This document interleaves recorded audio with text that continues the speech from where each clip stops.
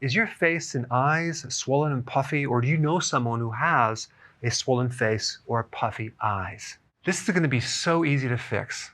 Okay, what we're dealing with is edema, swelling. It's too much fluid in the body. The fluid is inside the cells and it's outside the cells, in the interstitial spaces, which is the space around the cells. Now, I know about this because I had it. You can see this in my earlier videos. Look at my eyes. Swollen eyes, puffy face. Now the problem is this extra fluid is not just in the face, in the eyes. It's in the heart. It's in the liver. It's in your cells. It's in your ankles.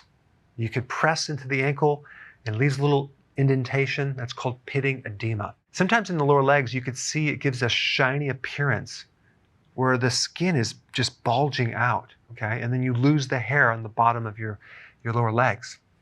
Now, it could be because you're on a low protein diet. When you actually go too low with your protein, the fluid inside your blood vessels can leak out into the cells and start creating edema.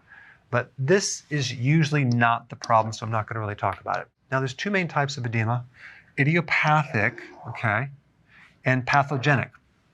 Idiopathic means unknown cause. So let's say, for example, someone has this edema and they don't have a bad heart, they don't have a bad liver, their kidney shows up normal, but they still have edema. And then you have pathogenic. This is the person with cirrhosis, and their liver is literally leaking fluid into a sac around the gut that's called the peritoneum. You look on the outside, they look skinny, but they have a lot of retention of fluid in the gut. They may have pitting edema in the lower ankles. That's one version. Or you might have a diabetic that has these huge swollen feet and their ankles are filled with fluid. Sometimes the hand is so filled with fluid they can't actually even bend it. They can't get their rings off. So that would be pathogenic because the kidney, the heart, and liver are a problem, especially the heart. If you have congestive heart failure, the fluid backs up into the tissues as well. And of course, the treatment that is given is diuretics, okay? Avoiding salt, and compression stockings. So let me show you what's really going on behind this condition. It is the high carbohydrate diet. That's right, you guessed it.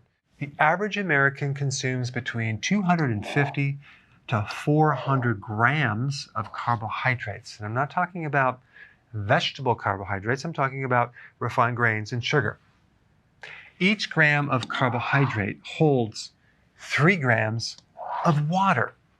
So this carbohydrate is acting as a sponge in your muscles, in your liver, around the tissue. So you're basically waterlogged. Now, as far as myself, what I was consuming is fruit, primarily apples. Okay, I used to consume a lot of apples with peanut butter. I would take the Honeycrisp apples, which is basically 19 grams of sugar, and I would cut it and I would have that peanut butter. I would have a snack mid-morning, mid-afternoon, and after dinner. So that's what I was doing. I was eating good otherwise, but I was doing 3 meals and 3 snacks. So if you've been watching my channel, you know the problem with that many meals. You're raising a lot of insulin, and I was getting a lot of sugar. So I was 211 pounds. So right now, I am 180. A lot of that was fluid, okay? And you can see it in my eyes. And as soon as I cut out those apples, the fluid came right off very quickly. And of course, I only consume 2 meals a day right now. First meal right around, 1:30, 2 o'clock, sometimes 3. And the next meal maybe 5 or 6. What happens in addition to this fluid retention is you also create a lot of inflammation. And with inflammation, you're also holding a lot more water. Next thing is that this high carbohydrate diet retains a tremendous amount of salt, okay? So you're holding salt, and with that, you're holding more fluid. The other problem with high carbohydrate diets is you deplete your potassium reserves. So the more carbohydrate you consume in the form of refined carbs and sugar, you're depleting your potassium. Potassium helps to get rid of the fluid. So we have higher amounts of sodium and low amounts of potassium, and we have an imbalance. An average person needs about 4,700 milligrams of potassium. Now, if we look at all the nutrients in the RDAs, potassium is at the top of the list as far as the quantity of that specific nutrient. We just need a lot of it. Okay, like magnesium is like 450 milligrams. Vitamin C is like 70 milligrams. But we need just a ton of potassium. Now, there's been some other studies that prehistorically that we were consuming 11,000 milligrams of potassium. And of course, to get your body at those levels, you're going to have to consume more of these things called vegetables, okay? Big salads. I pretty much do all of my vegetables, most of my vegetables, in one meal. It's a large salad. However, the first meal I do consume fermented vegetables. Okay, so that does add to it, but not in large quantities. You do get potassium from eggs and meats, but not as much as the greens. So let me just explain how simple it is to get rid of that puffiness in the eyes and the swollen face. All you have to do is bring your carbs down. Bring them down below 50 grams or less. Okay, preferably 20 grams. You're going to start to get rid of that excess fluid pretty quick.